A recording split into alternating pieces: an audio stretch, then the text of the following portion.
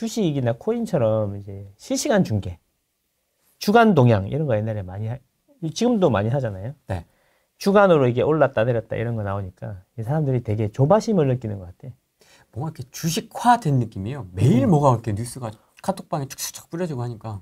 환율이 막 오늘 올라서 부동산 불안하다 뭐 이런 이야기. 환율 1,400원 돌파할까 말까 뭐 이런 거. 그러니까 뭐 이란이 드론을 날렸다 이제 끝났다 부동산. 네. 이렇게 어떻게 불안해 죽겠다 이런 거잖아요. 이란 드론하고 대한민국 부동산하고 무슨 상관이 있는 거예요? 그러니까요. 그 드론을 어디서 만드지? 그래서 아이언돔에서 다 뭐 격추시켰다 뭐 그런 얘기도 있고요. 네. 그러니까 너무 점점 짧게 보는 것 같은데 그게 보합이라 그런 것 같아요. 계속 이제 한 방향으로 계속 오르거나 한 방향으로 계속 내리면 마음이 편한데 보합으로 왔다 갔다 이놈 이야기 들으면 이놈 이야기가 맞는 거 같고 저놈 이야기 들으면 저놈 이야기가 맞는 것 같고 그렇잖아요. 어떻게 보면 또 시장이 너무 조용하다 보니 이렇게 좀 엉뚱한 얘기나 작은 이야기만 탁 나와도 그냥 이걸 촥 해가지고 침소봉대 이슈화 시키는 것도 좀 있는 것 같고요. 아직도 하락이 많잖아요. 조회수도 그렇고 그 상승한다는 사람들은 잠깐 나오고 말고 추가적인 뭐 출연이 어렵잖아. 호랭이 TV 말고는 이제 대부분은 한번 조회수 안 나오니까 불렀다가 조회수 안 나오니까 안 부르고 2달 쉴게요 부동산은. 그렇지.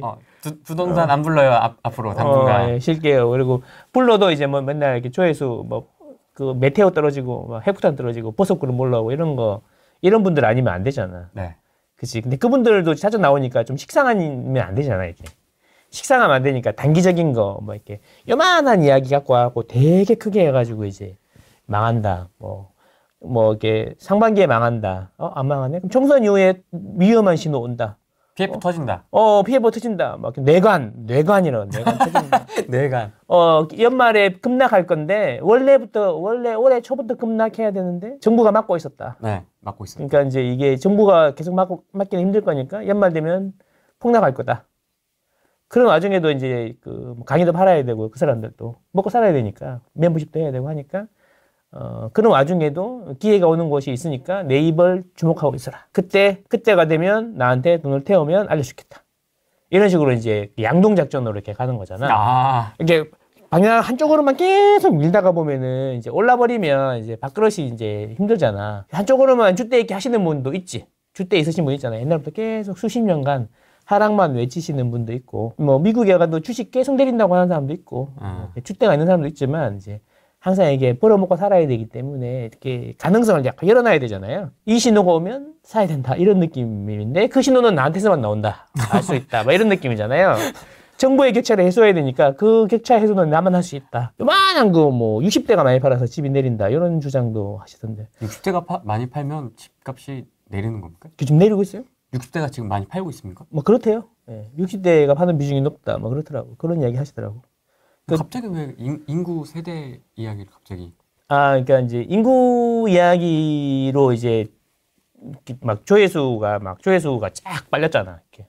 그래요? 근데 이제 그쪽이랑 같이 인구 소멸이 큰 주제잖아요. 그러니까 상승론으로 이제 유튜브를 하면 그 밑 댓글을 보면은 최근에 유행하는 하락론의 트렌드를 알 수가 있죠. 요즘에 달리는 거는 이제 할아버지들이 다 팔고 있고 유효 수요가 없는데 어떻게 집이 안 떨어지냐. 그 증거가 매물이다. 서울에 매물을 팔아. 매물이 계속 늘고 있지 않냐. 이게 수요가 없다는 증거고 할아버지들은 팔고 있는데 젊은 사람들이 사줄 사람이 없으니까 이제 폭락만이 남았다. 강남 5억 간다. 기다려라. 5억? 그것도 또 이제 총선 이후에 민주당이 됐으니까 재건축은 이제 됐다. 끝났다. 됐다. 작살났다. 그 과일 중에 잣이라고 있죠. 잣.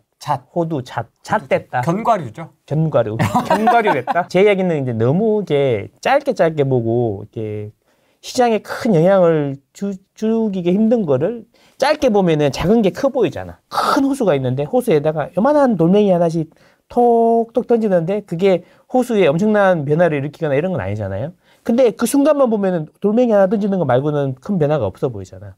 그래서 호수에 물이 막 팍 줄어들거나 확 늘어나거나 고기가 떼죽음을 하거나 이런 건 아니잖아. 근데 이제 돌 하나 톡 던진 거 가지고 이제 호수가 막 이제 이걸로 인해서 막 흙탕물이 나와가지고 산소 투과율이 떨어지면서 막 물고기들이 막 숨을 못 쉬어 죽을 거다. 아가미 호흡이 힘들어질 거다. 이러면서 장기적으로 이쪽에는 이제 여기는 이제 물고기들이 이제 점점 줄어들 거다. 뭐 이런 이야기하고 똑같은 거지. 근데 이제 좀 길게 볼 필요가 있다는 거죠. 주식이나 부동산은 다르잖아요.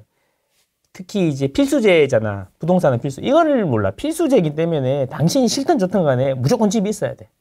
그 집이 내 집이냐? 다른 사람 집이냐? 차이죠. 그러니까 자가냐 임대냐?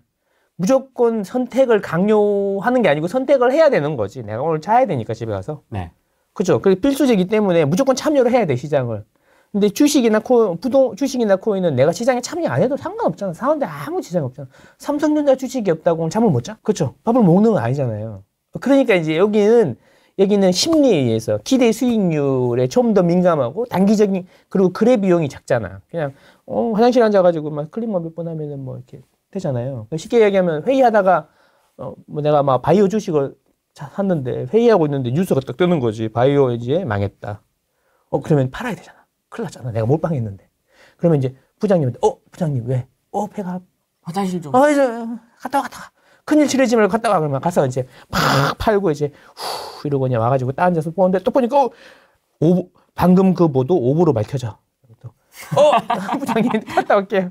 예, 제 얘기 뭐냐면 이게 쉽게 거래 시간하고 비용이 작기 때문에 네. 거래가 쉽잖아요. 코인 또 하루 종일 돌아가잖아요. 그러니까 민감한 거죠. 민감하고 사실은 이제 뭐 지그재그로 왔다 갔다 하는 거고 랜덤워크고 짧게 보면은 어디로 튈지 아무도 모르는 거죠, 사실은. 근데 부동산 같은 경우에는 이제 필수제로 무조건 하나씩 참여를 해야 되기 때문에 수요가 항상 있는 거고, 그죠? 수요가 있는데 자가 수요냐, 뭐 임대 수요냐 이거밖에 없는 건데 이걸 좀 길게 봐야 된다는 거지. 내가 집을 샀어. 전세 계약을 했어. 그러면 2년이잖아, 일단 기본으로. 집을 샀어. 그러면 기본으로 2년이잖아. 네. 그러면 지금 당장이 중요한 게 아니라 2년 뒤가 중요한 거죠. 지금은 뭐 조금 오를 것 같아 샀는데 2년 뒤에 떨어지면 안 되는 거고, 지금 안 오를 것 같아 안 샀는데 2년 뒤에 많이 올라버리면 어떡할 거냐 이거지. 그러니까 이게 길게 봐야 되는데 점점 이게 보는 시간 단위라든지 요만한 요소들로 침소봉대해요. 시장을 왜곡해서 호도하는 경향이 있다는 거죠. 그런 거에 빠지면 안 된다는 겁니다, 여러분. 그래서 그 큰 흐름을 두 가지가 좌우한다. 뭐 정책도 아니고 금리하고 물량이다. 그거잖아요. 수급하고 금리다. 네. 그래서 뭐 금리의 영향이 지금 세다. 금리는 언제 영향을 미치냐면 이런 거지. 뭐 이렇게 입술에 그 있잖아. 그 피곤하면 나오는 거, 막 입바늘 같은 거 있잖아요. 네. 혓바늘? 그러니까 막 입술 터지는 거. 터지는 거 있잖아요. 예를 보면 터지는 거, 그런 거는 균이 원래 항상 있잖아요, 몸에 항상 있는데 건강할 때는 아무 영향 없는데 피곤하거나 그러면 그때 나타나고 입안이 확 돼가지고 막 씹을 때마다 아프잖아요. 맞아. 하루 종일 그 생각밖에 안 나잖아. 막 밥 먹을 때마다. 그런 거야. 그러니까 금리는 항상 대부분의 경우에는 이제 막 잠복기야. 그냥 조용해. 영향을 안 줘. 근데 어느 순간 확 튀거나 확 떨어지면서 시장을 다 흔들어 버린단 말이죠. 지금이 그 시기라는 거죠. 금리라는 게 시장을 막 흔들고 있는 거죠. 그게 사람들이 금리가 오르는 것만 겁내는데요. 금리가 확 떨어지는 것도 겁나는 거예요. 왜요? 변동성이 커지는 거죠. 좋은 거 아닙니까? 반대 포지션에서 보면. 우리는 갖고 있는 사람 포지션에서는 급하게 오르는 게 걱정이지만 반대 포지션에 있는 사람들은 급하게 내리는 게 걱정이잖아. 그래서 이제 금리가 급하게 오르면 급하게 내릴 때 변동성이 커지는 건데, 지금은 변동성이 엄청 커진 상태에서 고점에서 계속 버티면서 안 내려오니까 이 금리가 어떻게 정상으로 범위로 내려오냐 안 내려오냐에 따라서 가격이 따라 움직이는 거죠. 작년 같은 경우에도 보면은 그 대출 금리가 9월까지는 계속 떨어졌어요. 그리고 11월에는 전세도 주춤하고 매매도 주춤했는데 11월이 피커였어요. 그리고 11월 기점으로 또 내려가고 있어요. 이게 계속 내려오고 있단 말이에요. 그러니까 그 흐름이 똑같잖아. 금리의 흐름이 똑같잖아. 그래서 지금은 금리의 영향이 아직도 있는 것 같으니까 이제 있는 것 같은데 2년 뒤를 보면 확실히 떨어져 있을 것 같지 않아? 그러면 2년 뒤를 보면서 이제 집을 뭐 전세를 구한다거나 아니면 매매를 한다거나 내 집 마련하거나 갈아타기를 하거나 이렇게 해야 되는데 전부 다 뭐 드론 떴는데 어떻게 부동산이 드론. 어떡하죠? 이란이 확전되면 유가 올라가고 유가가 뭐 달러가 1,400원. 진짜 하고 싶은 이야기 했는데 그럼 코로나 때 다 죽는다 그랬는데 집값이 왜 2배 뛰었죠? 나라가 세계 경제가 멸망한다 그랬는데 왜 집값이 2배가 뛰었냐고요. 미국이 참전을 안 한다는 뒤요. 그러니까 그럼 어떡하라고. 미국 참전하는 거랑 우리 집값이랑 큰 차이 없다는 거죠.